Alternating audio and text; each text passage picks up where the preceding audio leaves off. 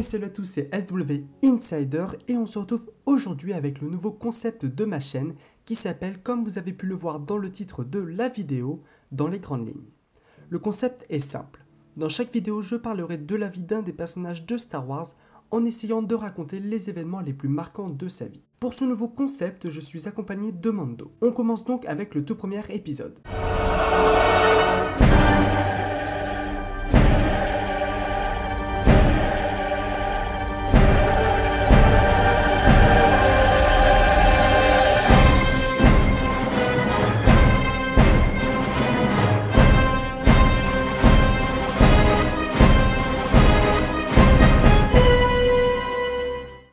Ahsoka Tano, également appelée Chippy par son maître Anakin Skywalker, Petite Sokka par Plo Koon ou aussi connue sous le nom d'Ashla, est une Togruta originaire de Chili. Elle a été découverte par le maître Jedi Plo Koon à l'âge de 3 ans. Celui-ci l'amena au temple Jedi sur Coruscant afin qu'elle y suive l'entraînement des Jedi. Peu de temps après le début de la guerre des clones, le grand maître Yoda envoya Ahsoka Tano sur la planète Christophe VI. Obi-Wan Kenobi annonça à Anakin Skywalker l'arrivée de sa nouvelle Padawan. Toutefois, lorsqu'elle arriva, Tano annonça qu'elle était affectée à Skywalker, au plus grand désarroi de ce dernier. Il s'agissait en réalité d'un plan de Kenobi et de Yoda pour forcer Anakin à prendre un Padawan. Doté d'un comportement aussi rebelle que celui de son nouveau maître, Tano eut du mal à s'entendre avec Skywalker. Tout comme ce dernier, Ahsoka éprouvait quelques difficultés à suivre les consignes qu'on lui donnait et n'hésitait pas à prendre des initiatives parfois dangereuses. Cependant, lorsque Skywalker vit le talent de Tano sur le champ de bataille, il commença à la respecter. Petit à petit, leurs rapports évoluèrent jusqu'à rappeler ceux d'un frère et d'une sœur. Par la suite, Tano rencontra de nombreuses aventures, elle a combattu notamment Asajj Ventress, elle sauva Rota le fils de Jabba le Hutt tombé malade, sur Tatooine elle dut lutter contre les maniagardes du comte Dooku, elle joua également un rôle important dans l'affaire du Malveillant, le vaisseau séparatiste commandé par le général Grievous, dont les canons à ion causent de graves dommages à la flotte républicaine. Peu après, Tano fut requise aux côtés du maître Jedi Luminara Unduli pour surveiller le voyage de Nute Gunray. Lors du voyage, la jeune Togruta affrontera Asajj Ventress une fois de plus. Ahsoka Tano fut ensuite envoyée avec son maître à la rescousse de la maître Jedi Ayla Secura sur Quell.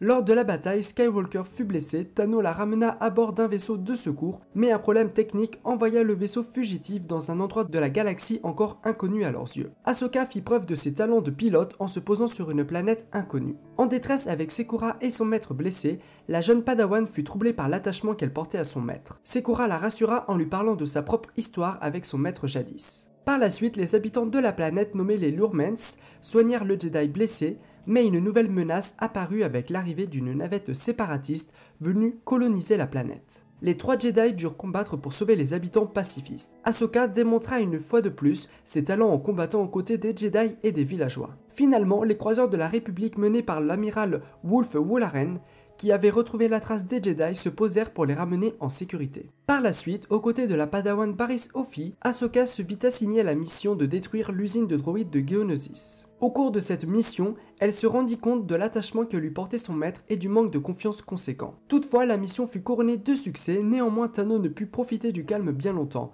Lors du voyage de retour, Offee se retrouva contaminée par un ver de cerveau et tenta de tuer Ahsoka. Cette dernière réussit à sauver Offee ainsi que tous les clones présents à bord en réduisant la température du vaisseau. Après avoir été transportée par le maître Jedi Kit Fisto jusqu'à une station médicale, Ahsoka reprit connaissance et découvrit son maître à ses côtés. Soulagée de la retrouver saine et sauve, son maître la félicita pour ses exploits durant cette mission. Peu après, Ahsoka Tano fut aidée par le maître Jedi Terra Sinoob pour retrouver son sabre laser volé par un pickpocket. Cette épreuve permit d'apprendre la patience à la jeune Padawan. Par la suite, Tano décidera de s'équiper d'un deuxième sabre laser. Dans la suite de ses aventures, Ahsoka accompagna la sénatrice Padmé Amidala sur la planète Razux, où elle fit la connaissance de Lux Bonteri, le fils de la sénatrice séparatiste Mina Bonteri. Au début, Tano se montra froide avec le jeune homme, toutefois au cours des événements, les deux jeunes réussirent à s'entendre, leur permettant de comprendre un peu mieux les fondements de la guerre des clones. Après toutes ces aventures, Ahsoka se retrouva aux côtés de son maître et d'Obi-Wan Kenobi après avoir reçu un mystérieux signal de détresse Jedi. Les 3 Jedi s'engagèrent dans les confins de la bordure extérieure et finirent par trouver la planète Mortis et ses habitants, le père, le fils et la fille, tous 3 de puissants utilisateurs de la Force. Cette planète était en réalité la Force elle-même. Le père représentait l'équilibre et ses enfants représentent le côté lumineux et le côté obscur de la Force. Ahsoka eut alors une vision d'elle dans le futur qui lui disait de se méfier de son maître et qu'elle risquait de ne jamais voir son futur si elle restait son élève. Elle et Maître Kenobi furent alors enlevés par le fils et la fille pour tester Anakin et savoir s'il était réellement l'élu. Le père informa Skywalker qu'il avait ordonné à ses enfants de tuer ses amis et voulait qu'il fasse un choix entre son maître Obi-Wan et sa padawan Ahsoka, lui disant qu'il ne pourrait en sauver qu'un seul. Réalisant qu'ils étaient trop puissants, Obi-Wan l'incita à sauver Ahsoka, mais Anakin refusa de choisir entre Obi-Wan et Ahsoka. Il parvint à faire relâcher son maître et sa padawan, réussissant ainsi à les sauver tous les deux et à réaliser la prophétie. Alors qu'ils étaient en route pour Coruscant, Anakin se reposa à l'arrière et dans son rêve, le fils essaya de le rallier à sa cause, mais il refusa et se réveilla. Le fils enleva Thanos sous ses yeux, Anakin prit le contrôle du vaisseau et le poursuivit mais le perdit de vue et fit cracher le vaisseau. Ahsoka était prisonnière du fils et une créature apparut. Thanos était prête à tout pour s'évader, mais la créature lui avoua que c'était impossible. Ahsoka lui dévoila son identité de Jedi et lui avoua qu'elle ne baissera pas les bras si facilement. Néanmoins, dans un moment d'inattention, la créature mordit Thanos, elle s'effondra aussitôt et se transforma.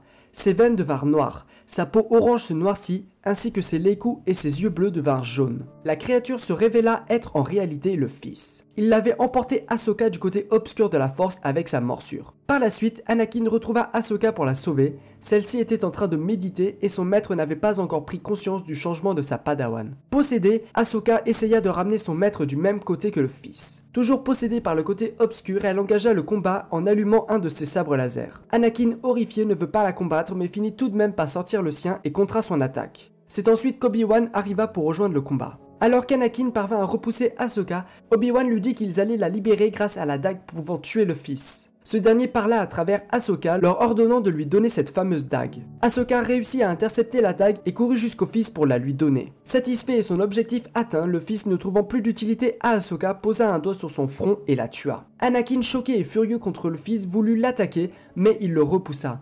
Le fils s'apprêta à tuer son père, mais la fille s'interposa et prit le coup mortel. Le fils s'envola fou de douleur. Les deux Jedi se précipitèrent vers Ahsoka. Anakin constata qu'elle était sans vie. Skywalker supplia le père de sauver Ahsoka, mais il ne put rien faire, le côté obscur ayant englouti la lumière et l'équilibre ayant été rompu. Cependant, la fille qui était mourante accepta d'utiliser ses pouvoirs et de se sacrifier pour ressusciter Ahsoka avec sa lumière. Plus tard, Ahsoka retrouva son maître et assista à la mort du père et du fils de la main d'Anakin.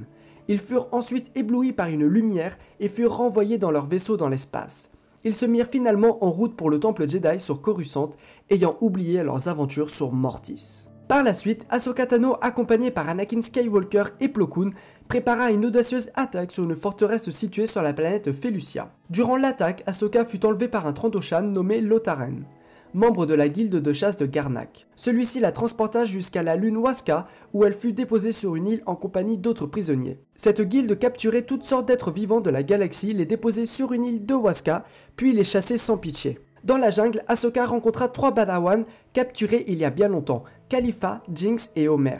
Lotaren faillit se faire tuer par Khalifa qui fit usage de la force pour l'étrangler, mais Ahsoka dissuada Khalifa de le tuer, car les Jedi ne devaient pas céder à la haine.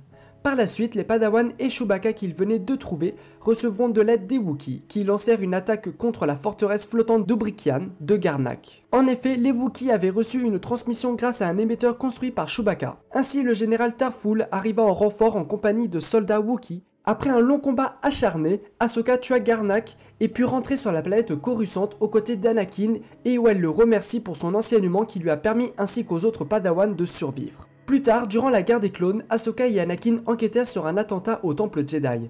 Ils découvrirent que l'explosion était due à des nanodroïdes que l'État Turmonde fit avaler à son conjoint Jakar Bowani. Après une course-poursuite dans les bas-fonds de Coruscant, l'État est finalement arrêté. Placée en détention par l'amiral Tarkin, celle-ci demande à voir Ahsoka et lui révèle que c'est un Jedi qui a préparé cet attentat. Mais elle n'a pas le temps de lui révéler l'identité du Jedi qu'elle est aussitôt étranglée par la force. Ahsoka étant la seule à proximité de l'État, à ce moment-là, elle est accusée de ce meurtre et de l'attentat. Elle tente de fuir dans les bas-fonds pour prouver son innocence et fait la rencontre de Asajj Ventress qui l'aide à trouver des indices. Asajj repartit peu avant qu'une mystérieuse personne attaqua Ahsoka avec les 2 sabres laser rouges de Asajj. Ahsoka est finalement arrêtée et n'ayant pas réussi à donner des preuves, le Conseil Jedi poussé par Tarkin et le Sénat galactique expulse Ahsoka de l'ordre Jedi pour avoir un procès militaire. Anakin réussit à trouver la vraie coupable, Barriss Offee, et obtient ses aveux. Le Conseil s'excuse auprès d'Ahsoka en lui disant que le pouvoir de la Force reste impénétrable et lui demande de rejoindre l'ordre Jedi de nouveau.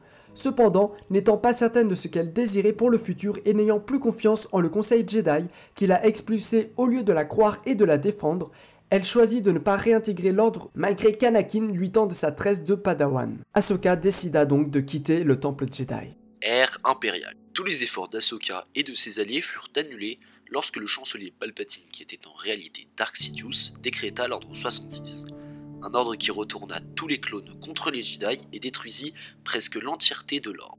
En conséquence, les soldats clones commandés par elle-même sur Mandalore se sont eux aussi retournés contre elle, à l'exception de Rex qui avait retiré sa puce inhibitrice qui obligeait chaque clone à se conforter à l'ordre 66. Ahsoka et Rex, maintenant fugitifs et ennemis de la République, furent contraints de simuler leur propre mort, de fuir Mandalore et suivirent des voies différentes.